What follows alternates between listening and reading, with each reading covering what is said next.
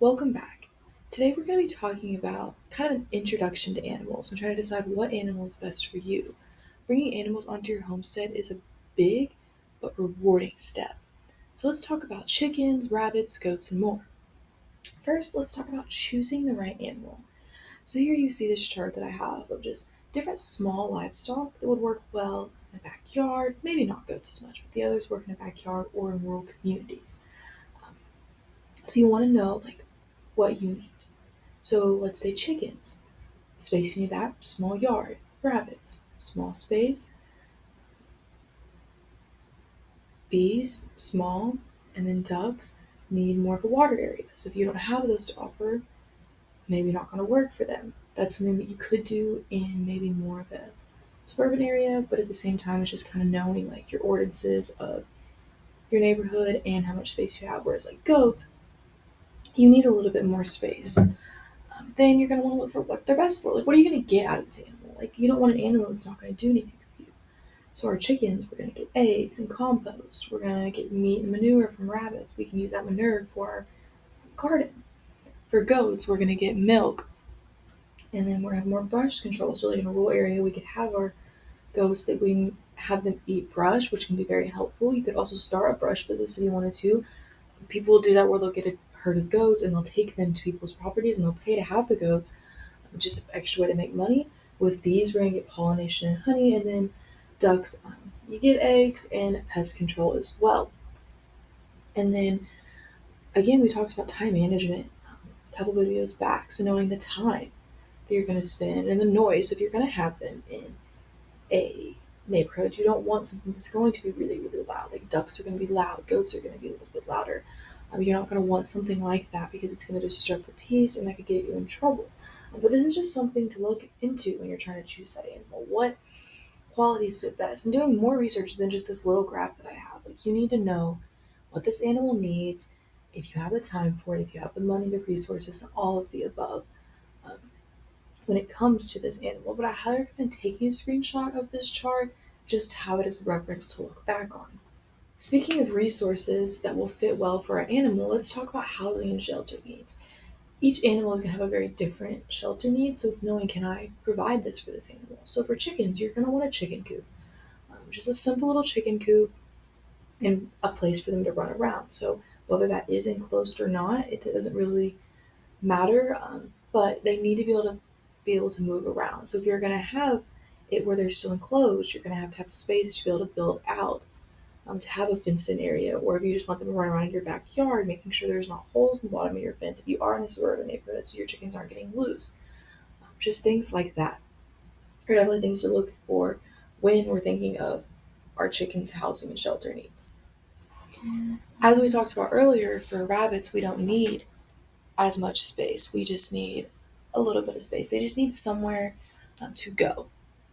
So that could just be a little hutch like these demonstrate, where you could put them up at night if you want them to run around your backyard, giving that opportunity. They just need to be able to move. You don't want to just leave them in here all the time.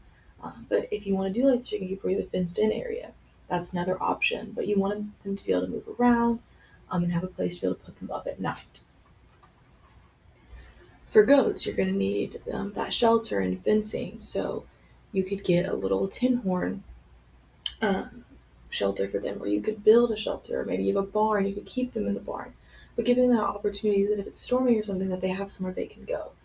And then you're going to want good like goat fence because goats can get through. You're not going to want their horns to get stuck because then you're pulling horns out all the time and heads out.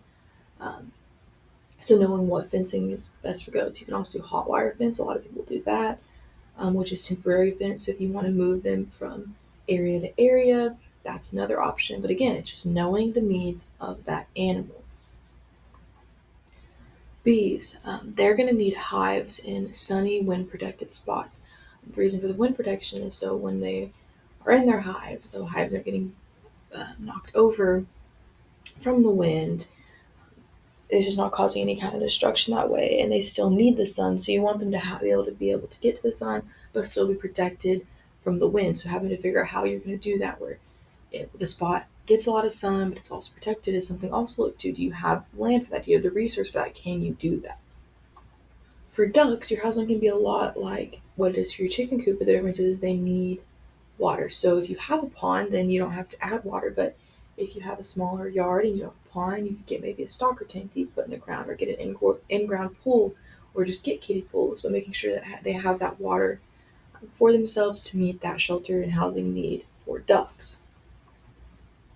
So just some little feeding basics for each one of these animals. Again, take a screenshot of this if you'd like, but do more research for what brands are going to work best for your budget, but are also going to provide the nutrients that your animals need. Chickens, just layer feed. You could also give them chicken scraps, grit, and they need clean water. The most important thing for animals is cleaning their water. When you go to feed them, dump it out, wash the bucket, give them a new one. Do that morning and night if you can, but at least once a day clean their water. The more you can, the better, because you don't want to drink dirty water. The animals don't deserve to drink dirty water either, and it will also help their metabolism and help their immune system to have that clean water. Um, for ducks, just waterfowl or flock raiser feed. You can also give them veggies, grains, and again, that clean water. Goats, you can give them hay. It's an option to give them grain. If you're raising meat goats, you could grain them out towards the end, but hay, putting them on um, fresh grass, that's also something they can do. You can do as well, and not give as much grain to kind of save that money. Having minerals out for them is really helpful. Just making a little mineral bucket so you know what they're deficient in. And you can change diets to that or things like that, and so they can get all the minerals they need, and avoiding toxic plants. So doing your research and knowing what plants are toxic for goats to make sure you do not have those in your fields, and your goats aren't getting into that. For rabbits, hay, again, you get that fresh veggies, limited pellets, and again, that clean water is really important.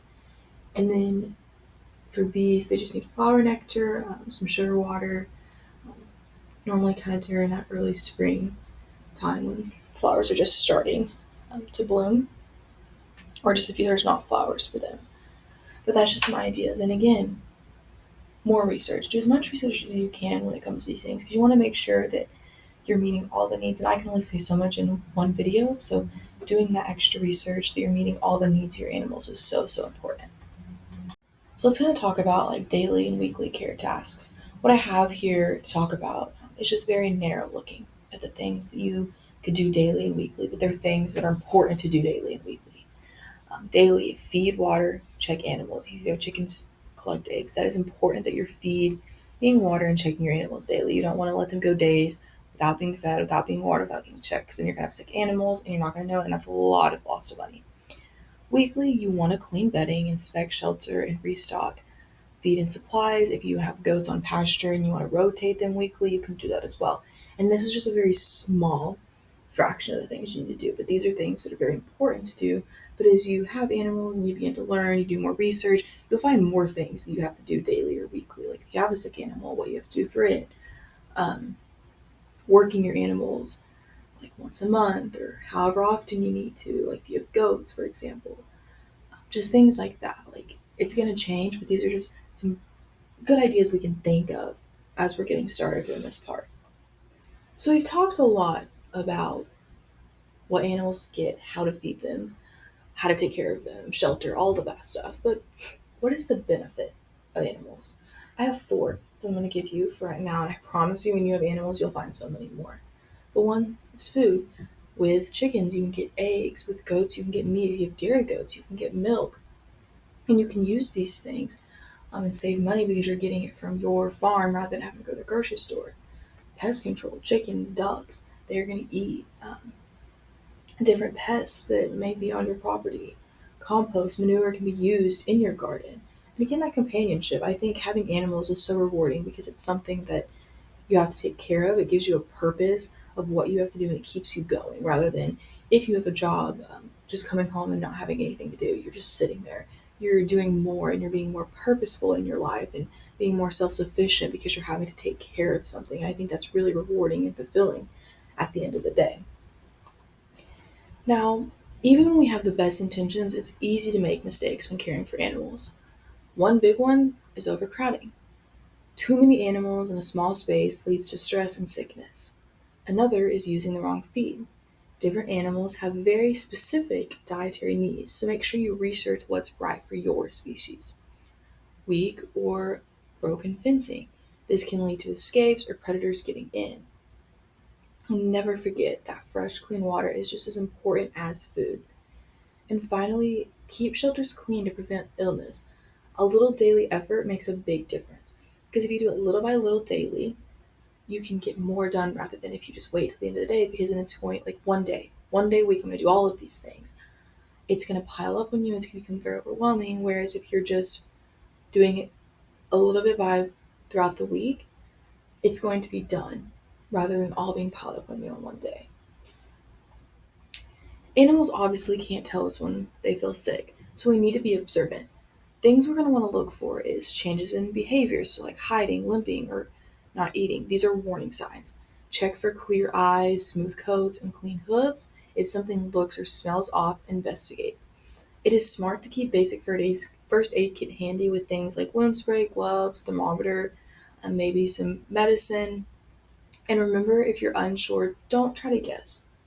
Reach out to your vet because you don't want to take the chance of guessing and giving your animal the wrong medicine or giving it the wrong treatment, anything like that, and harming the animal or not giving it the right enough of the right thing. And again, it's just not helping it. You're just wasting product at that point. So definitely reach out to your vet. If you don't know what's wrong with your animal, call the vet and have them help you in the best way that they can.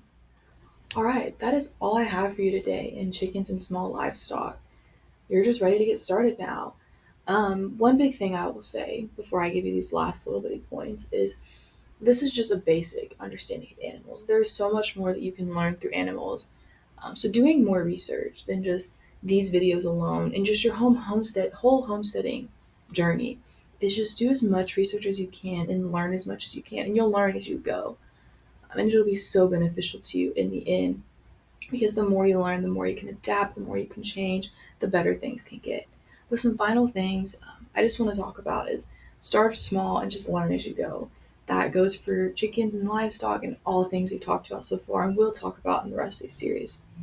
Every animal has unique needs. You got to meet those needs of that animal. Take your time to care and observe. And finally, enjoy the rewards of animal care. That's all I have for you today. I hope you enjoyed this video.